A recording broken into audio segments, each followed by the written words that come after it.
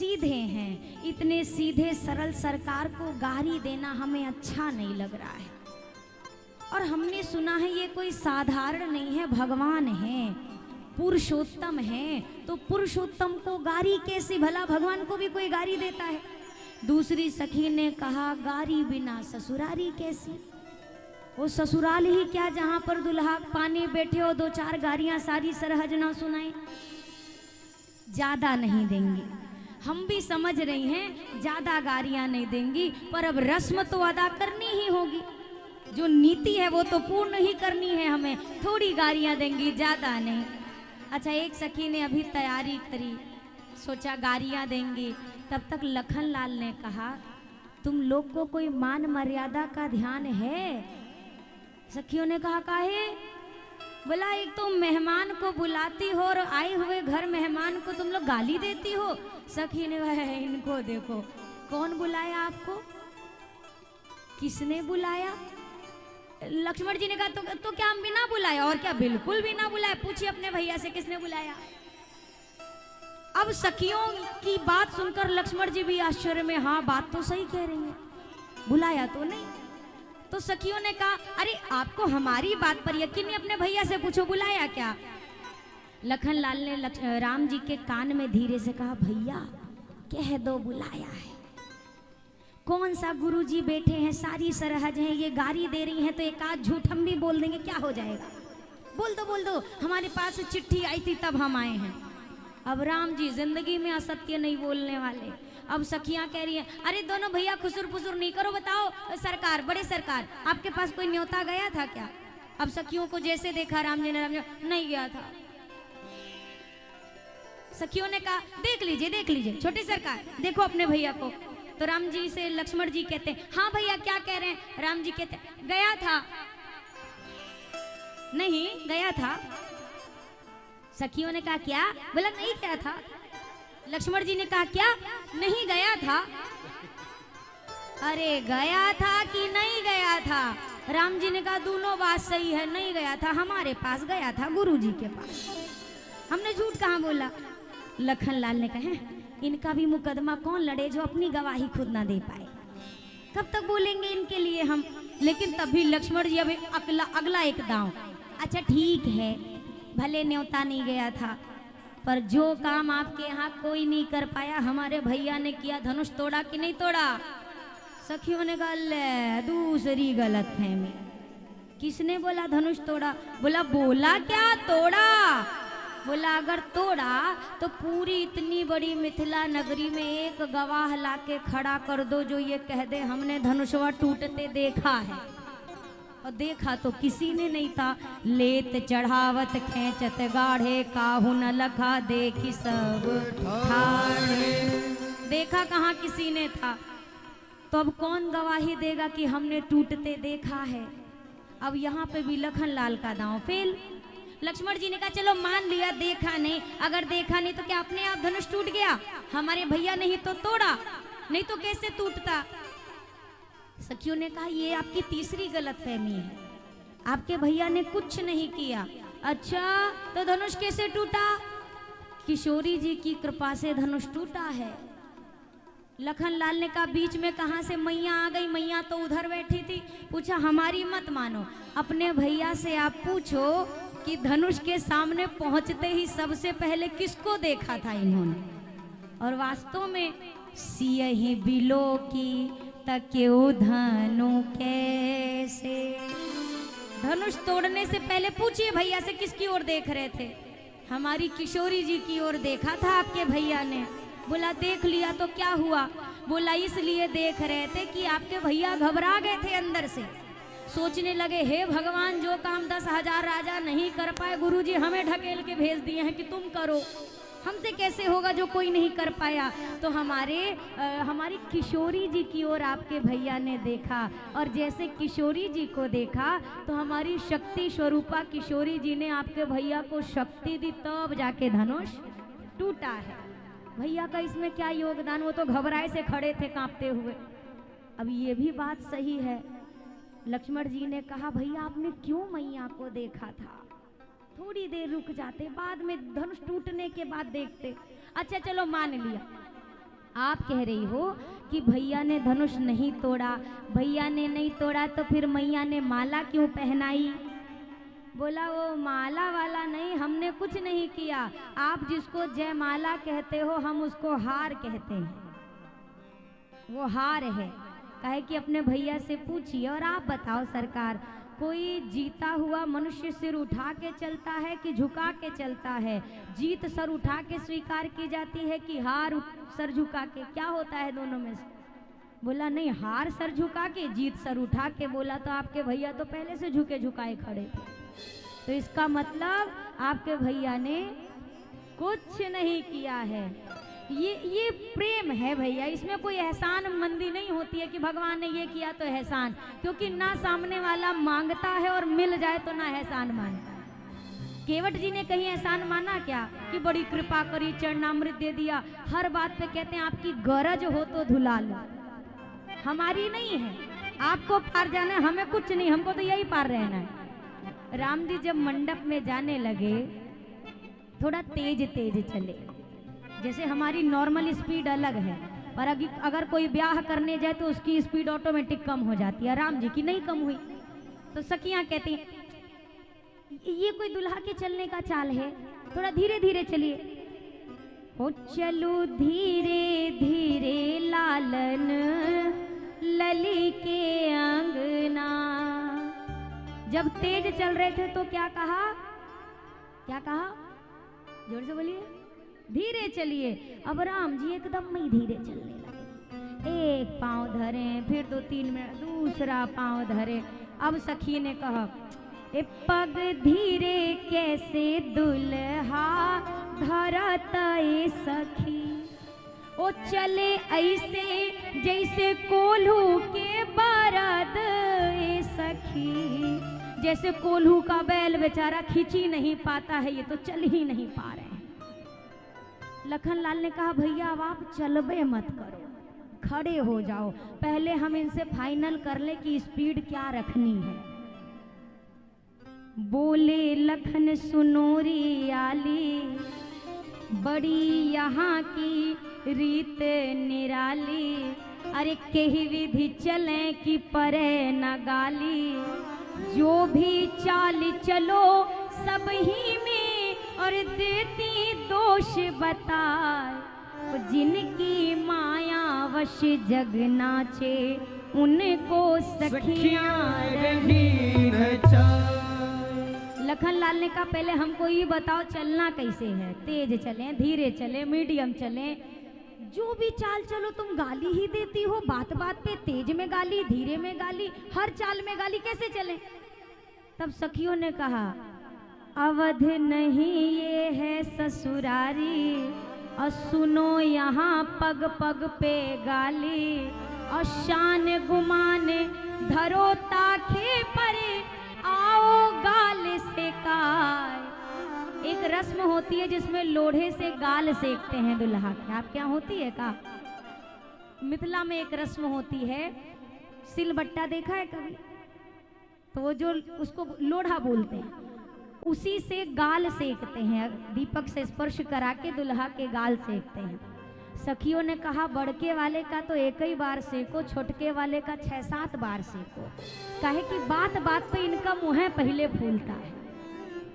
शान गुमाने धरो ताखे परे, आओ गाल से काय। ओ जिनकी माया वश जग नाचे उनको सखियां रही न चाहे। अब लखन लाल तो मौन खड़े हैं। अच्छा ये तो उस समय की घटना है जब मंडप में जा रहे थे, अब तो पाने के लिए लाइन से चारों दुल्हा बैठे हैं। शत्रुघ्न भैया ने कहा भैया ये मिथिलानियाँ बड़ी खतरनाक लग रही हैं, जैसी तैयारी से खड़ी हैं हमें तो डर ही लग रहा है। लखन लाल ने कहा लग नहीं रही हैं भैया, हैं, बहुत डेंजर हैं, ये कब आपको क्या गाली दे दे आपको पता भी नहीं चलेगा, आप सोच भी नहीं पाओगे कि आपकी गलती क्या है। अच्छा भैया, अब ये चारों भैया आपस में बात कर रहे, भोजन परोसा गया, ऊपर से ये सखियां खड़ी हैं, देख रही हैं जल्दी से ये कौर उठाएं तो हम शुरू करें। पर हुआ क्या, कल आपने दर्शन किया होगा, सरकार के मुख के आगे सेहरा लगा था ना, मोहरा, जिसमें लड़ियाँ होती हैं। पर जब दुल्हा सरकार भोजन पाते हैं तो लड़ियों को पीछे किया जाता है। दुल्हा सरकार का अभी पूरा मुख नहीं दिख रहा, पर जैसे ही मोर की लड़ियों को कुंडल के पीछे किया गया, अब सरकार का मुख समक्ष आया। और जैसे मुख ऊपर आया, अब राम जी ऐसे बैठे बैठे एक निगाह ठाकुर जी ने ऊपर डाली जहाँ ये खड़ी थी। अच्छा, डाली तो डाली, राम जी देख के मुस्कुरा दिए, ये पगला गई। जितनी थी जैसे मुस्कुराए, अब हुआ क्या, राज की बातें सुनो सजनी, राज की बात है कोई नहीं जानता। मड़वा में भयो एक अचरज भारी, जीवन बैठे सभी सूत चार, सब नारी चढ़ी मिथिलेश अटारी। देखत राम को रूप अनूप, भुलाय गई सुधि देखी निहारी। और भूले गई अवधेश को नाम, और देने लगी मिथिलेश गारी। गारी देना चाहिए था अपने समधी जी को, तो जितने जगह गारी में दशरथ जी का नाम था, सारे जगह जोड़ दिया जनक जी का नाम। अल्लाह भर भर के अपने ही जनक जी को ये गारियां सुनाए जा रही हैं, हमारे जनक जी ऐसे, हमारे जनक जी वैसे। जनक जी नीचे खड़े करे पगला गई हैं, कहा ये हमें ही गारियां सुना रही हैं। अब होश आया, अरे तो गड़बड़ हो गई, अब क्या करें। बोलो तुम ही तो कह रही थी कि सीधे हैं, देख लिया कितने सीधे हैं। बोला अब एक को गारी नहीं छोड़ेंगी, इतना सुनाएंगी ना। अच्छा, दुल्हा सरकार संकोची, कौर नहीं उठा रहे हैं, संकोचवश लोग खड़े, सरकार उठाओ ना कौर, पा लीजिए ना, थोड़ा लीजिए ना। अब राम जी थोड़ा संकोच में, शालीनता में नहीं ले रहे हैं। तब तक ऊपर से एक सखी ने कहा, ऐसे नहीं खाएंगे, ये भोजन खाने के पहले कुछ और खाएंगे। क्या खाएंगे? सखी कहती है, ओ सखी दा पहुना जी के गारी, ऐसे ना खाई है।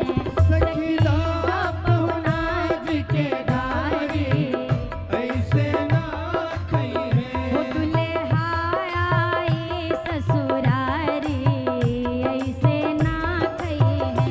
दुल्हा आए ससुरारी, ऐसे ना खाई है। बोलिए दुल्हा सरकार की। जय हो।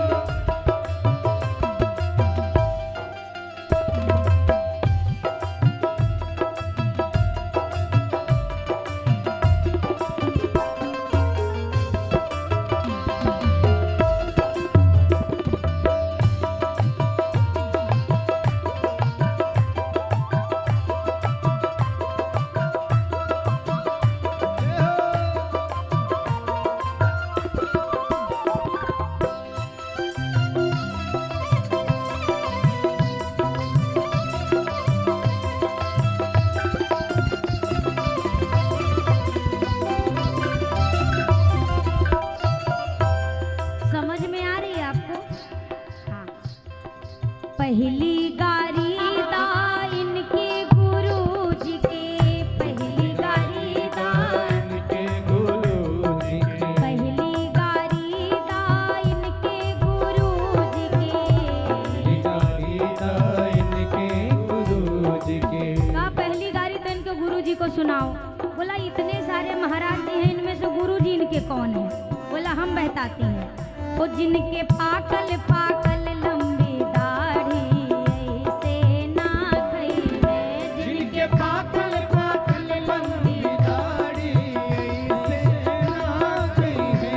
दुल्हा आए ससुरारी, ऐसे ना खाई है।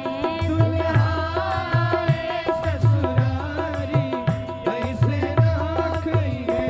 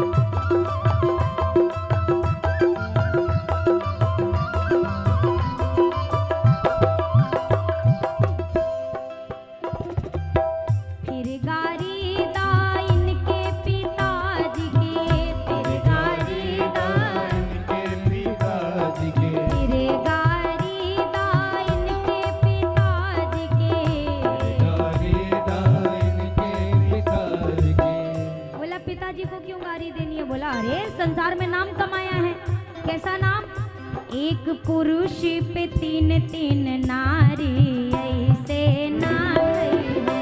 एक पुरुष पे तीन तीन नारी ऐसे ना कही है।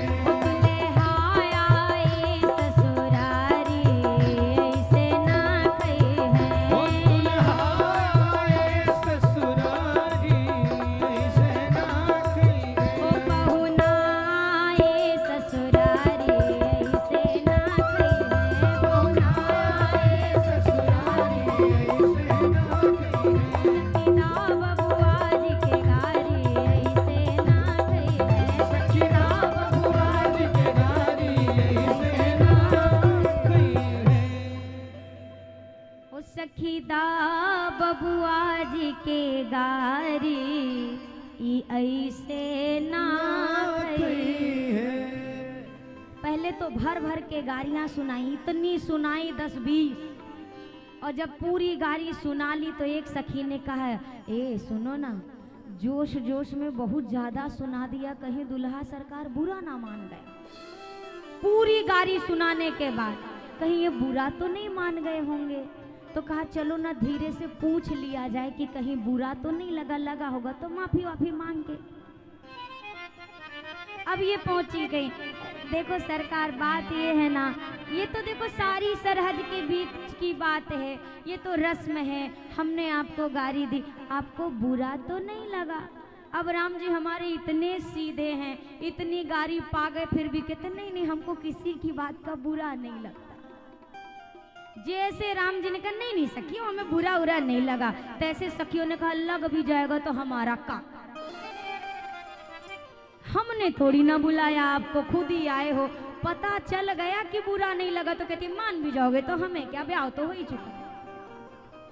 ये सखियां इतनी गारी देती हैं, गारी के बाद कहती हैं, जैसे आपके यहाँ जब कोई फंक्शन होता है तो रिटर्न गिफ्ट दिया जाता है, देते हैं ना आए हुए मेहमान को, सखियां कहती हैं ये भी हमारा रिटर्न गिफ्ट है।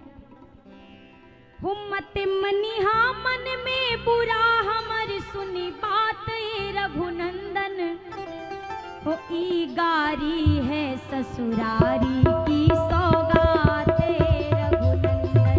हो ये गारी है ससुरारी की सौगात ए रघुनंदन। अरे मत मनिहा मन में बुरा हमर सुनी बात ए रघुनंदन। मत मनिहा मन में बुरा हमारी सुन बातें रघुनंदन। अजी गारी है ससुरारी की सौगात ए रघुनंदन। ये गारी है ससुरारी की सौगात ए रघुनंदन। मैं आपके सामने निवेदन करूं, मिथिला का सबसे जो मुख्य व्यंजन माना जाता है वो है दही और चूरा। चूरा सुना है ना, जो पोहा में खाते हो वही चूरा, दही चूरा। अब बढ़िया बासमती का चूरा है, हम नहीं कह रहे, हमारी गलती मत मानना, ये मिथिला वालों का कहना है, हम तो खुद ही अयोध्या वाले हैं। मतलब मेरे साथ तो अद्भुत कॉम्बिनेशन है, नाम मिथिला का है क्योंकि किशोरी जी की प्रधान सखी का नाम चंद्रकला, जन्म अयोध्या का है, भगवान जाने कौन सा बीच का डिफॉल्ट मोड सेट किया। जैसे बासमती का चूरा आया, क्या खुशबू, दही आई गैया माता की शुद्ध, तब तक ये बाराती एक दूसरे को टुकु टुकु निहारने लगे, कहे ई का है, ई है का, हमने आज तक नहीं देखा। दूसरे वाले ने कहा हमको का पता, हम भी तो अयोध्या से ही आए हैं, हम का जाने का है। अरे दही चूरा को देख पतल पे सभी परस्पर ताके, दही चूरा को देख पतल पर सभी परस्पर ताके। एक दूसरे को टुकुर टुकुर निहार रहे हैं, ये कौन सा आइटम है हमने आज तक नहीं देखा। तब तक एक ने कहा हमको पता है, हम जानते हैं क्या है। बोला क्या है, बोला इसको ना, इसको चूरा कहते हैं, हमने अपने नानी के यहाँ खाया था। अच्छा चूरा, ये चूरा का पेड़ कैसा होता है भैया, चूरे का पेड़। बोला आम का पेड़ देखो, आम का, बोला हाँ हाँ आम का देखे देखे देखे, बस जैसे आम का पेड़ वैसे चूरे का पेड़। बोला बस जाके दशरथ जी से कहने चूरे का पेड़ लगवाओ। अरे दही चूरा को देख पतल पे सभी परस्पर ताके। दही चूरा को देख पटल पर सभी परस्पर ताके। अरे कई सने ही कर पेड़ होते हैं कहीं जुबान दबा के। कई सने ही कर पेड़ होते हैं कहीं जुबान दबा के। मिथिला वालों ने जब ये बतियाते सुना कि ये चूरा का पेड़ ढूंढ रहे हैं, अब ये कहते हैं वो कहीं मिथिलावासी अद्भुत जुटल जमात रघुनंदन। कहीं मिथिलावासी अद्भुत जुटल जमात। अजी गारी की सौगात रघुनंदन। गारी है ससुरारी की सौगात रघुनंदन। मत मनिहा मन में बुरा हमर सुनी बात रघुनंदन। मनिहा मन में बुरा हमार सुन बात रघुनंदन। अजी गारी है ससुरारी की सौगात ससुरारी की सौगात रघुनंदन। अजी गारी है ससुरारी की सौगात रघुनंदन। गारी है ससुरारी की सौगात रघुनंदन। अरे गारी है ससुरारी की सौगात रघुनंदन। आज भी आप अगर कभी जनकपुर जाइए, वहाँ के किसी छोटे बच्चे से पूछियो कि राम जी आपके क्या लगते हैं, तो वो बच्चा कहता है राम जी हमारे जीजा जी हैं। क्यों? क्योंकि किशोरी जी हमारी जीजी हैं, हमारी दीदी हैं। संबंध केवल प्रेम का संबंध चलता है। शरीर का संबंध कितने दिन है? जब तक शरीर है। प्रेम का नाता। जनकपुर में किसी अयोध्या वाले ने कहा जनकपुर वासियों से, जैसे साले साहब को सार भी कहा जाता है, सार। अयोध्या वालों ने कहा मिथिला वालों से, आपको राम जी से जोड़ने के लिए कोई और रिश्ता नहीं मिला, तुम्हें सार ही बनना था राम जी का, और कुछ बन जाते, सार ही बने। मिथिला वालों ने कहा या पूरे संसार में राम नाम एक सार, और हमारी समता को करे हम सारहू के सार। पूरे संसार का सार क्या है? राम जी का नाम। और हमारी बराबरी कौन करेगा? जिसका नाम पूरे संसार का सार है, हम उसके सार हैं। हमारी कौन बराबरी करेगा? मिथिला। इतना सुंदर समय यह बीत रहा है भैया, भक्तों के लिए ठाकुर जी ने कब क्या नहीं किया है, आप जरा विचार करके देख।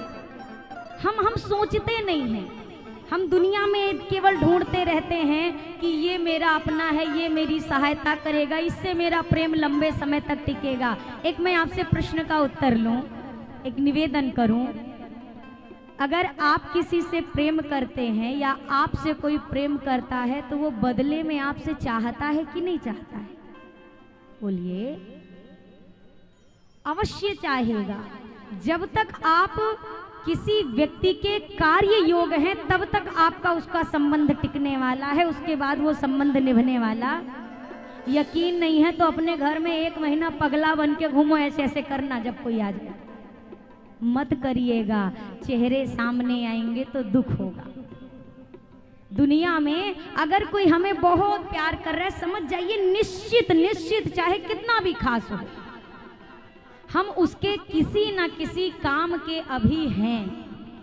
ये चीज जहां खत्म होती है, मनुष्य को तब भगवान की याद आती है कि समय रहते भगवान को भज लिया होता। जबकि भगवान अपने भक्त के लिए 24 घंटे एक पांव पर खड़े। तुम बुला के तो देखो, जो तू